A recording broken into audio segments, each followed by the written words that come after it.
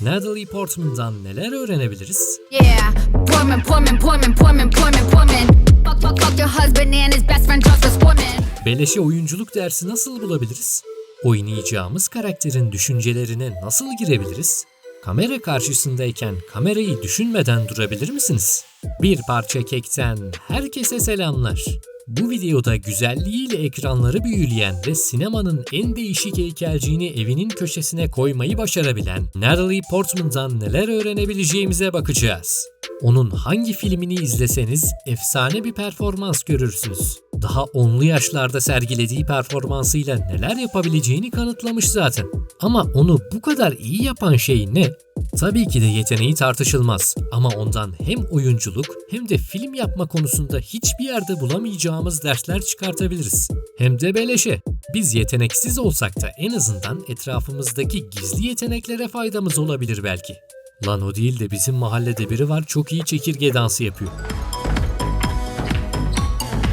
Bunu espri olsun diye söyledik. Ama fark etmemiz gereken şey tam da bu. Everyone around you is a potential teacher and you can get so much from... Bu tam da bir oyuncunun dikkat etmesi gereken şey. Sadece bir oyuncunun değil, film yapmak isteyen herkesin bunu prensip edinmesi gerekiyor. Çünkü filmlerde gerçek hayatı tasarlamaya çalışırız. Yaptığımız hiçbir şey gerçek değildir. Sadece onları olabildiğince gerçeğe uygun canlandırmaya çalışırız. Bu yüzden buna oyunculuk demişler. Bir şeyi gerçekmiş gibi oynuyorsunuz. Peki gerçek olmayan bir şeyi nasıl gerçekçi oynayabiliriz? Mesela annesi tarafından azarlanan bir annenin ruh halini izleyiciye nasıl yaşatırsınız?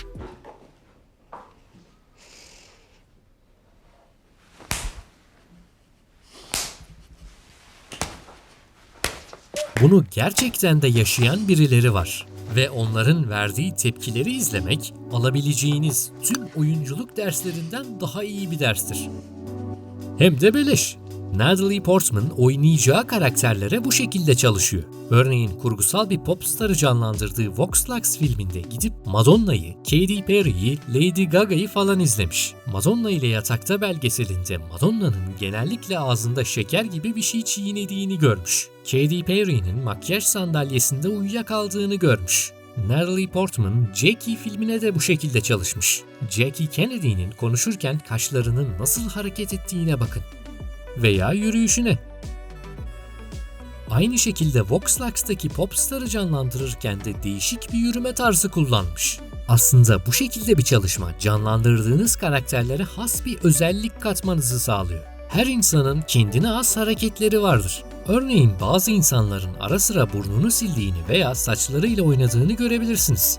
Veya yolda yürürken her insanın farklı tarzda yürüdüğünü görebilirsiniz. Öyleyse siz de karakterinize bir farklılık katmalısınız. Bunlar çok ufak detaylar ama insanları düşünceleri dışında farklı yapan şeylerden biri de bu tarz hareketlerdir. Bu küçük hareketler karakterin farklı olmasını sağlayacaktır. Tabii bu hareketler karakterin psikolojisine de uymalı. İyi de canlandırdığımız karakterin psikolojik dünyasına nasıl girebiliriz? Kapı açıksa ön kapıdan girebiliriz.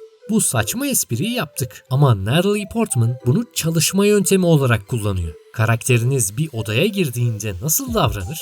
Hangi durumlarda odanın içinde nasıl hareket eder? Odada ilk dikkatini çeken şey ne olur? Bu sorular karakterin psikolojisini anlamamızı sağlar. Örneğin bir hırsızla normal bir insanın eve girdiğinde yaptığı hareketler ve baktığı eşyalar farklıdır. Canlandırdığınız karakterin bu basit odaya girme davranışı karakterin düşünce şeklini anlamanızı sağlayabilir. Daha sonra bunu başka durumlara da uyarlayabilirsiniz. Örneğin bakkaldan dönünce ailenin cesetleriyle karşılaşmak gibi. Ancak tüm bunlardan önce çok önemli bir şeyi çözmemiz gerekiyor. Rahatlık. Kamera karşısına geçtiğimizde neden rahat olamıyoruz? Çünkü kamera karşısına geçtiğimizde kamerada nasıl gözüktüğümüzü düşünmeye başlarız. Acaba suratımızda bir tuhaflık var mı diye düşünürüz. Aklımızdan bin bir türlü şey geçer. Burada kamerayı düşünmemeye çalışmak da hiçbir işe yaramaz. Tıpkı şurada olduğu gibi. Lanmış mı la, bak bakayım buraya, bir şey diyeceğim. Ne var sarı? Filleri düşünme. Fil ne alaka oğlum? Piçlik işte oğlum. Düşündür şimdi sabaha kadar. He.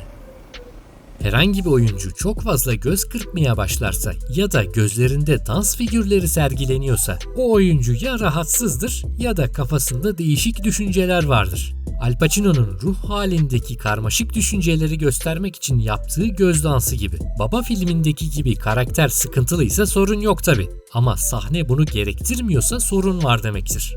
Koskoca Natalie Portman kamerayı düşünmemek için ne mi yapıyor? Kendisini odanın başka bir yerinden izliyor. You know, the eyes connect to the brain, sort of like receptors at the back of your eyes. So if you can kind of imagine that, and then you just kind of like take in the room, including the camera, including all the people in the room, into your eye, and know that you're holding the entire room and the entire field of vision inside your head. Gözlerinizin arkasında, beyninizde bir yerden tüm odaya baktığınızı hayal edin.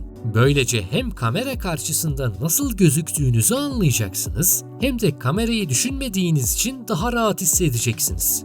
Yaptığınız hareketler daha doğal olacak. Kendinizi oyunlardaki gibi görün. Bu çok önemli çünkü izleyici yaptığınız her hareketten bir şeyler çıkartır. Senaryoda yazan diyalogları yaptığınız hareketler ifade etmeli. Filmin sesini kapattığınızda yaptığınız hareketlerden söylediğiniz şey hakkında fikir sahibi olunabilmeli. Size sorulan sorunun cevabını bilmediğinizi daha konuşmadan anlatabilmeli. What did you eat? You had rations for 2 weeks. You were inside for nearly 4 months. I don't remember eating. Kocanızın ölümünün ardından çocuklarınıza içinizdeki sıkıntıyı belli etmemeye çalıştığınızı gösterebilmeli. Happy birthday to you. Happy birthday, dear John. Sevgilinizin aldattığını bakışlarından anladığınız yüz ifadenizde hissedilebilmeli. Tamam. Veya şunun gibi, aslında niye söylüyorum ki? Zaten anlaşılıyor. Hi. I'm fine. He picked me, Mommy. Veya şunu. Ya da bunu.